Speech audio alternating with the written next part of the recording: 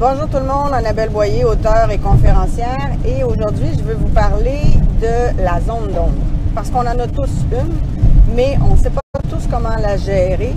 Et on n'est pas tous conscients de la présence et de l'ampleur de la zone d'ombre. Il y a une vieille légende amérindienne qui disait qu'on avait un vieil Amérindien qui racontait à des petits-enfants qu'en lui vivaient deux loups. Il y a un des deux loups qui était bon, qui était généreux, qui était courageux, qui était attentif, qui était affectueux, qui était honnête, qui était intègre, qui était authentique. Et le deuxième loup, lui, au contraire, était peureux, c'était un pas fiable, il était méchant, il était mesquin, il était malhonnête, il était menteur.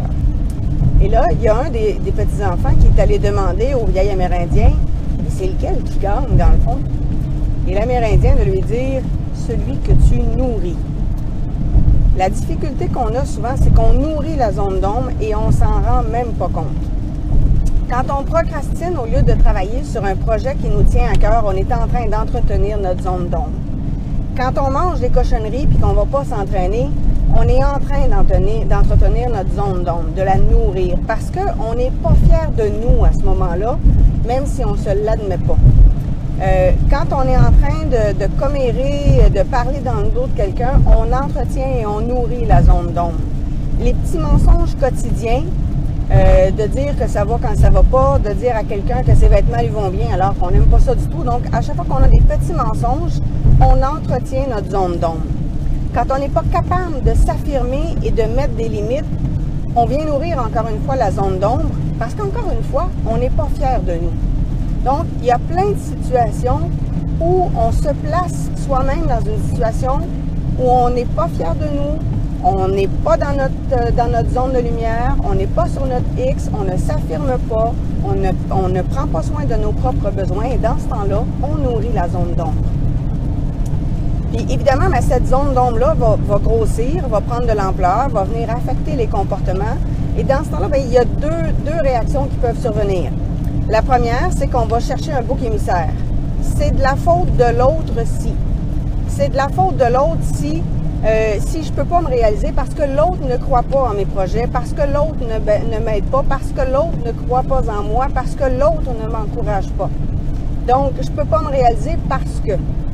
Donc, ça nous prend un bouc émissaire. La deuxième réaction, c'est la projection. La projection, ça veut dire qu'on attribue à l'autre un défaut que l'on a soi-même et qu'on ne veut pas s'admettre. Ce qui nous tape le plus sur les nerfs chez l'autre personne, c'est ce qu'on a en nous qu'on ne veut surtout pas regarder. C'est notre zone d'ombre qu'on va projeter sur l'autre, qu'on va attribuer à l'autre pour ne pas se l'admettre à soi-même. Et ça, on le fait énormément souvent. Donc, à chaque fois que vous avez quelqu'un qui vous tape royalement sur les nerfs, demandez-vous ce que cette personne-là a qui vous dérange tant que ça. Et allez voir dans vos propres défauts, dans ce qui n'est pas réglé chez vous. Parce que plus vous allez apprivoiser votre zone d'ombre, moins elle va prendre de l'ampleur.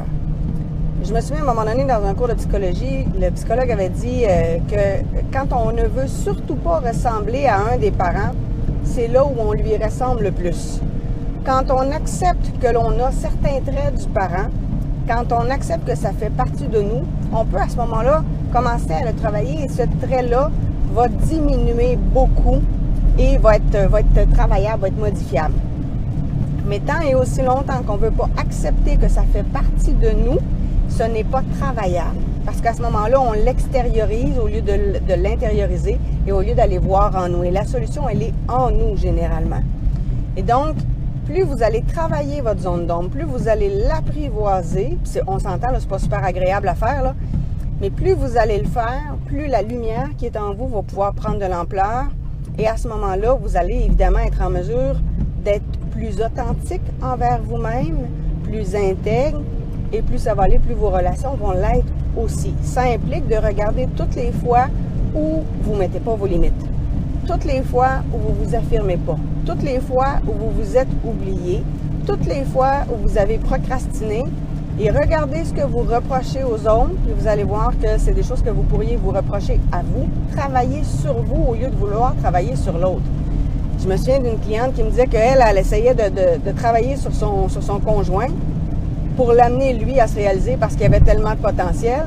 Mais dans le fond, ce qu'elle était en train de dire, c'est que c'est elle-même qui avait du potentiel puis qu'elle ne le travaillait pas. J'ai une autre cliente qui me dit « moi, ma soeur, elle a tellement de potentiel, elle pourrait faire tellement de choses, c'est dommage parce qu'elle ne se réalise pas puis elle ne se fait pas confiance. » Mais ce que ma cliente était en train de dire, c'est qu'elle-même ne se faisait pas confiance et ne se réalisait pas. Donc, j'avais un professeur de yoga qui m'avait dit « Annabelle, quand ton syndrome de sauveur se réveille de façon importante, c'est là qu'il faut que tu te poses des questions et que tu te demandes qu'est-ce qui, chez toi, n'est pas accompli, qu'est-ce qui ne va pas bien. C'est toi-même que tu peux sauver et non pas l'autre personne. La zone d'ombre qui est en vous, elle est normale. Ça ne donne rien de paniquer en la regardant. Il faut juste prendre le temps de regarder quels sont les défauts qui sont en vous, à quel moment ils se manifestent, pourquoi ils se manifestent et comment on peut faire pour rendre le tout un peu plus harmonieux. Personnellement, j'ai travaillé beaucoup l'authenticité, mais ça m'a obligé aussi à me pousser, à affirmer et à assumer ce que je pensais, à être capable de le dire de façon harmonieuse. Donc, je suis allée prendre des cours sur la communication non violente pour être en mesure de m'affirmer de façon plus harmonieuse, d'une façon que j'étais plus à l'aise, tout en étant capable de dire réellement ce que je pensais aux bonnes personnes. On peut dire n'importe quoi à n'importe qui, mais pas n'importe quand et pas n'importe comment. Mais il a fallu que j'assume toutes les fois où j'avais dit des mensonges, il a fallu que j'assume toutes les fois où j'avais pas été capable de parler du tout pour être capable de travailler ces aspects-là. Donc, votre zone d'ombre, plus vous la travaillez, plus la lumière peut prendre toute la place. Sur ce, je vous invite à vous abonner à ma chaîne YouTube, à me retrouver sur ma page Facebook et on se retrouve bientôt pour une prochaine capsule. Au revoir.